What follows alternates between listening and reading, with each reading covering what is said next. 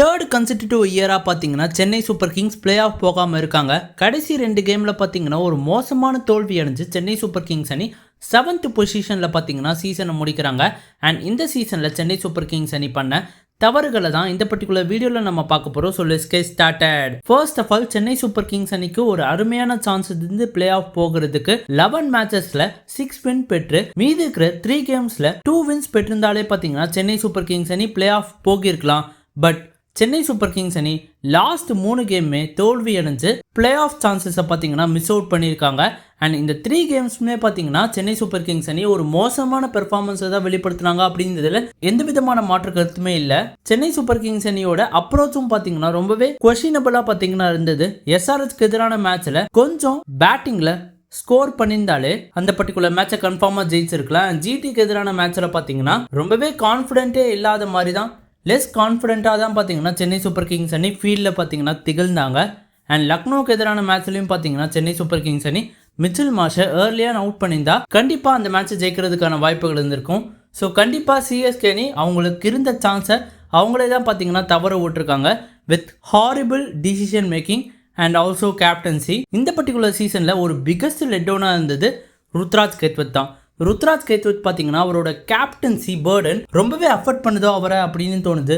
கயக்வாட் பார்த்தீங்கன்னா சீசனுக்கு 455 ரன்ஸ் அடிக்கக்கூடிய பிளேயர்.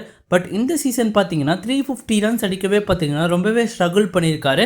அண்ட் ஆல்சோ அவர்கிட்ட இருந்த ஹை இன்டென்ட் பேட்டிங்கும் பார்த்தீங்கன்னா இப்போ அவர்கிட்ட இல்லை. அதுக்கான காரணம் என்ன அப்படின்னு நமக்கு தெரியல. மேபி மிடில் ஆர்டரை ப்ரொடெக்ட் பண்ண நீ சேஃபாக ஒரு எண்ணில் ஆடு அப்படின்னு கோச்சும் சொல்லியிருக்கலாம். T20 எவால்வ் ஆகிட்டே தான் இருக்குது. இப்போ ஹை இன்டென்ட்டோட ஆட வேண்டிய சிச்சுவேஷனுக்கு எல்லா ஓப்பனர்ஸும் பார்த்தீங்கன்னா தள்ளப்பட்டாங்க. ஸோ ருத்ராஜ் கெத்வத்தும் நீட்ஃபுல் சேஞ்சஸை பண்ணி அடுத்த சீசன் வருவார் அப்படின்றது தான் நாங்கள் ஹோப் பண்ணுறோம். சஞ்சு சாம்சன் பார்த்தீங்கன்னா பிகஸ்ட் பாசிட்டிவாக இருந்திருக்காரு. ஃபர்ஸ்ட் சீசன்லேயே பார்த்தீங்கன்னா ஒரு எக்ஸலண்டான பெர்ஃபார்மன்ஸை பார்த்தீங்கன்னா சென்னை சூப்பர் கிங்ஸ் அணிக்காக கொடுத்துருக்காரு. அண்ட் ஹோப்ஃபுல்லி கேப்டன்சி பண்ணுறதுக்கான வாய்ப்புகளும் அவரை தேடி வரும் அப்படின்றது எங்களோட ஒப்பீனியன். பிகாஸ் கயக்வாட் பார்த்தீங்கன்னா அந்த கேப்டன்சி ப்ரெஷரை ஹேண்டில் பண்ண முடியல. அண்ட் ஆல்சோ அவரோட கேப்டன்சியும் பார்த்தீங்கன்னா அதை அஃபெக்ட் பண்ணுது. ஸோ கண்டிப்பாக சஞ்சு சாம்சன் சென்னை சூப்பர் கிங்ஸ் அணியை லீட் பண்ணுறதுக்கான வாய்ப்புகள் அதிகபட்சமாகவே இருக்குது அப்படின்னு சொல்லலாம்.